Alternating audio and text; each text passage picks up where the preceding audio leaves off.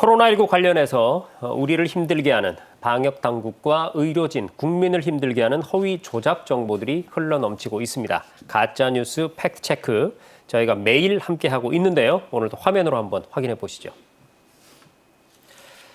자, 포비돈 요오드, 우리가 흔히 어르신들이 빨간 약이라고 부르는 것이죠. 그 성분이 들어가 있는 가글액을 쓰면 코로나19가 예방이 된다. 이런 얘기 있고요.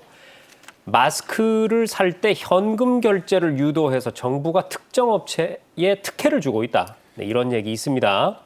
다음 제주 여행과 관련해서 논란이 된 유학생. 알고 보니 중소벤처기업부 전 차관의 가족이다. 네, 이런 얘기. 마지막으로 모기가 코로나19 바이러스를 옮길 수 있다라는 얘기까지 오늘 한번 다뤄보겠습니다. 첫 번째입니다. 상처가 났을 때 소독하는 데 주로 사용되는, 저희 할머니도 이렇게 이름을 불렀었죠. 이른바 빨간 약, 이게 포비돈 요오드라는 성분인데요. 이게 들어가 있는 가글액을 사용을 하면 코로나19를 예방할 수 있다. 이런 주장이 나오고 있습니다. 의사 선생님 나오셨으니까요. 이 의학적 근거가 있는 얘기입니까? 네, 일단은 뭐 근거는 없고요. 네. 근데 이제 요즘 이런 것들을 우리 사회에서 인포데믹이라고 명명하더라고요. 네. 그래서 제가 이제 연수 갔을 때 해외에서 도는 그런 그 인포데믹하고 우리하고 좀 비교를 해보자면 이제 사실은 우리 사회에서도 이제 이런 그 잘못된 정보들이 많이 도는데. 서양 사람들은 주로 이 현대과학에 대한 불신에서 시작되는 경우가 많아요. 네. 그러니까 뭐 백신이 맞으면 사실상 뭐 부작용이 생기더라. 뭐 백신이 자폐증을 유발한다 이런 것들이 많이 이제 정말인 것처럼 믿고 있는 분들이 있고요. 심지어 제가 봤던 환자분들 중에서는 HIV 약을 먹으면 안 된다 이렇게 생각하시는 분들도 있었고요. 그러니까 과학을 불신하는 거죠. 근데 이제 우리 사회에서의 그런 인포데믹의 특징은 굉장히 과학적이라는 겁니다. 그러니까 우리나라 국민들은 굉장히 과학적이에요. 그러니까 네. 어떻게 보면 우리의 과도한 교육열에서 시작된 것 같아요.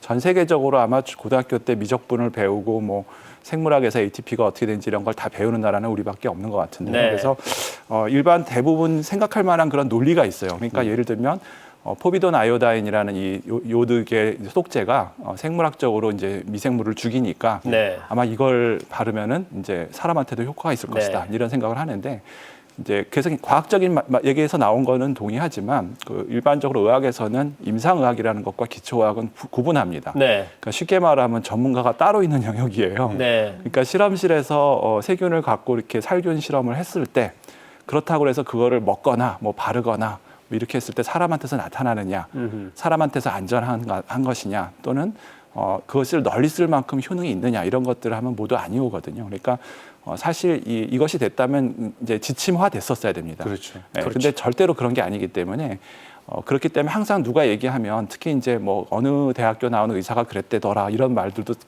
거의 대부분은 거짓말입니다. 정작 그렇습니다. 의사인 제가 읽어보면은 어떻게 이렇게 터무니없는 얘기가 네. 굉장히 뭐 우리나라의 저명한 의사 이름을 빌려서 돌아다닌다든지 이런 것들이 있는데요. 일단은 특히 이제 소독제 관련된 것들이 이렇게 이런 잘못된 상식들이 많습니다. 그래서 일단은 일반적인 개인 위생을 하는 것 이상은 소독제를 뭐 가글을 하거나 뭐 바르거나 이런 것들은 전혀 도움이 되지는 않습니다. 그렇습니다. 의사 선생님께서 확실히 얘기를 해주셨습니다. 전혀 도움이 안 되고요. 예전에 저 배탈 났을 때요. 네. 할머니께서 배에다가 이 포비돈 요오드를 갖다 발라준 적이 있었거든요. 그렇습니까? 그때 이후로 처음 듣는 굉장히 황당한 주장입니다. 그렇군요. 그때 배탈 났을 때 배꼽 주위에 동그랗게 이렇게 바르는 곳이 있었어요. 그렇습니까? 미신처럼. 예. 네. 전혀 상관없었습니다. 자, 이른바 빨간 약, 그 성분이 들어가 있는 가글액을 사용해도 코로나19 바이러스는 예방되지 않습니다. 그 시간에 손을 자주 씻으시는 게 낫습니다. 네. 그리고 우리 교수님께 설명하실 때 인포데믹이라는 용어가 나왔는데요. 정보의 감염을 말씀하시는 용어죠. 그러니까 바이러스가 아니라 정보의 감염이 만연하는 상황. 자, 다음은 코로나19 가짜뉴스 단골 손님이죠. 마스크 얘기 오늘 또 나왔습니다. 정부가 공급하고 있는 공적 마스크를 구입할 때 현금으로 사게 만들어라. 이런 공문이 내려왔다. 뭐 그런 얘기를 하면서 왜 정부가 그렇게 했나? 특정 업체에 특혜를 주기 위해서다. 이런 주장이거든요. 음모론의 냄새가 솔솔 납니다. 최 전 의원님 팩트체크해 주시죠. 예, 우선 이 문제 제기를 한 가짜뉴스를 퍼뜨린 곳은 가로세로 연구소라는 곳입니다. 네. 이 가세연은 그 유명한 강용석 변호사가 운영하는 곳인데 여기에서 유튜브 채널이죠. 네, 지호영을 챙겨주기 위하여 이런저런 무리를 범했다라는 가짜 뉴스를 퍼뜨린 것입니다. 결론적으로 말씀드리면 가짜 뉴스입니다. 근데 네. 이게 가짜 뉴스인데 늘 가짜 뉴스가 그렇듯이 사실이 몇 개 들어 있습니다. 그렇죠. 첨가를 그래서, 해놓죠. 네, 이 문제 제기를 요약하면 첫째, 식약처에서 전국 약국에 현금 결제를 해야 한다는 지침을 내려보냈다. 그것은 지호영을 챙겨주기 위해서이다. 요게 이제 한 라인입니다. 네. 그다음에 또 하나는 구체적으로 부산광역시 약사회가 현금 결제를 유도했다. 그리고 또 하나는 식약처가 전국 약사회에 직접 개입했다. 이런 얘기입니다. 그러니까 이게 연결되어 있는데 세 가지 포인트. 네. 그럼 첫 번째, 식약처는 전국 약국에 현금 결제를 해야 한다고 했나? 사실 무근입니다. 네. 두 번째, 그럼 부산광역시 약사회가 현금 결제를 유도했나? 이건 사실입니다. 네. 그다음에 세 번째, 식약처가 전국 약사회에 개입해서 현금을 주도록 유도했나? 이거 가짜 뉴스입니다. 그러면 부산광역시 약사회는 왜 그랬냐? 이게 중요하겠죠. 그렇죠. 근데 이게 마스크 유통 구조, 공적 마스크 유통 구조를 좀 아실 필요가 있는데 공적 마스크를 제조업체에서 생산하겠죠. 네. 그럼 제조업체는 이 공적 마스크가 제조업체가 그냥 자연스러운 수요 공급의 법칙에 따라 제조하지 않아요, 지금. 그렇죠. 정부와 계약을 맺고 제조를 합니다. 그럼 그걸 조달청에서 해요. 그럼 조달청에서 몇 개를 생산해 달라. 그럼 생산을 하죠. 그러면 조달청은 그 제조업체에서 제품을 인수하면서 현금으로 지급을 합니다. 네. 지금은 비상사태니까요. 네. 거기서 현금 결제가 일어나요. 그럼 조달청은 그 확보한 마스크를 누군가에게 팔아야 되잖아요. 근데 조달청이 팔 수가 없으니까 도매업체에 양도를 합니다. 네. 그 도매업체에 지호영이 들어가 있는 거 요거는 사실이에요. 유통업체. 네. 네. 그런데 이 유통 도매업체인 지호영은 어떤 역할을 하냐? 1인당 2매씩 마스크를 주니까 2매씩 다 나눕니다. 이것을 시중 약국에 배포해요. 그렇죠. 그 배포하는데 백제약품하고 지호영이 하는 거, 요건 사실입니다. 영화 배급사 같은 역할을 하는 거죠. 그렇습니다. 그런데 요 과정에서 그러면 지호영은 조달청에 그 마스크에 현금, 그 대금을 언제까지 내야 되냐? 45일 내에 현금으로 내야 됩니다. 네. 그런데 대개 우리나라의 시스템이라는 게 카드로 결제하거나 뭐 이런 과정을 거치면 45일 만에 이 유통 도매 업체와 약국에 배포하는 업체가 그 전부를 현금으로 바꾸는 게 어렵다는 겁니다. 어렵죠. 예, 그렇게 되면 이 유통 도매 업체와 그 약국에 배포하는 업체는 현금 유동성에 문제가 생기겠죠. 네. 이 상황을 잘 이해한 부산광역시 약사회가 가능하면 현금 결제를 유도해서 네. 우리가 이 공적 마스크가 잘 유통되도록 하자.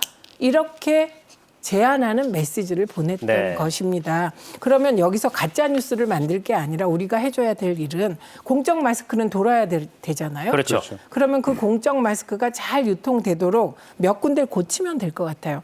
조달청이 45일 만에 현금을 유통 도매업체로부터 받잖아요. 네. 이 부분에 오히려 투입돼야 되는 게 세금인 것 같아요. 이 유통 도매업체의 현금 유동성 확보를 정부가 도와줘야지. 네. 그러면 이 지호영이나 백제약품 등은 현금이 안 돌면 어떻게 계속해서 그 공적 마스크를 납품하겠습니까? 네. 저는 이 부분에 대해서 가짜 뉴스를 만들어서 타깃형으로 만든 겁니다. 이건 누가 타깃이냐? 대통령 영부인이세요. 요새 이런 표현 안 그렇네. 쓰지만. 네.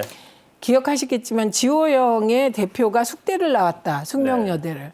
그리고 김정숙 여사께서 숙명여고를 나왔다. 이 두 개가 같은 그 학원 재단이다. 그래서 이 지호영 대표에게 특혜를 준다는 가짜 뉴스가 네. 있었잖아요. 같은 재단도 그래서 아니죠. 네, 같은 재단도 아닙니다. 그렇기 때문에 이 가짜 뉴스는 정치적으로 타겟형으로 만든 건데 이거는 가로세로 연구소가 만든 거잖아요. 네. 그래서 이번엔 그냥 두지 말고 정부는 대응해야 된다고 생각합니다. 네. 아니 그리고 가로세로 연구소는 여기가 그 45일간 납품하기로 돼 있는 원칙이 있는데 그거를 뭐 좀 더 미뤄서 60일로 만들어 준다거나 혹은 뭐 현금이 아닌 다른 걸로도 대체할 수 있게 만들면 그 순간 특혜라고 하면서 또 엄청나게 또 공격을 할 겁니다. 그러니까 네. 이거는 그냥 그렇게 가짜 뉴스나 만들고 그야말로 사회적 분란을 조성하는 이런 집단을 형사적으로 처벌하는 수밖에 없거든요.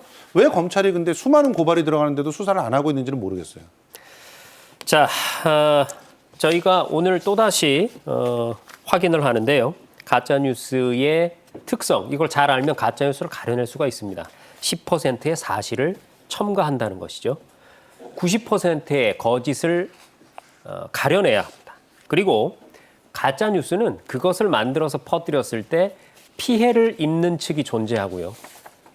반면에 이득을 얻는 측이 존재합니다. 누가 피해를 보고 누가 이득을 얻느냐를 잘 따져보면 또 가짜뉴스를 가려낼 수가 있습니다. 정리를 좀 하고요. 자, 세 번째입니다. 미국에서 입국한 유학생 모녀 크게 문제가 됐죠. 제주 여행을 했고 코로나 확진을 받으면서 제주에서 지자체에서 소송까지 지금 제기한 상황인데요. 그런데 이 유학생이 중소벤처기업부 전 차관의 가족이다? 이런 얘기가 돈다고 하는데 김평론가님 확인해 주시죠. 이것도 완전히 가짜 뉴스입니다. 네. 이 가짜 뉴스가 어떻게 나왔는지를 좀 추정을 해봤어요. 그랬더니 그 더불어민주당 소속인 강남구청장 정순균 구청장이 이 모녀의 입장을 변호하는 듯한 그런 기자회견을 입장문을 낸 것이 화근이 아니었나라는 네. 생각이 들어요. 네. 그러니까 이 더불어민주당 소속이었다는 게 이제 가짜 뉴스를 만드는 사람들의 입맛에 딱 좋았죠. 네. 이러면 구청장이 비호할 사람이 누가 있겠느냐? 네. 그럼 현 정부에 관련돼 있는 인사일 것이다. 그래서 현 정부에 관련돼 있는 인사들을 막 뒤졌나 봐요. 그러다가 이제 결국 이제 전 중기부 차관의 가족이다. 이런 식의 그 소설이 나오기 시작한 건데 네. 정말 소설입니다. 그리고 이 부분에 대해서 이 말을 만든 사람이나 또 유포한 사람 전부 다 처벌될 수가 있습니다. 지금 강력하게 지금 그 조치를 취하겠다고 밝혔거든요.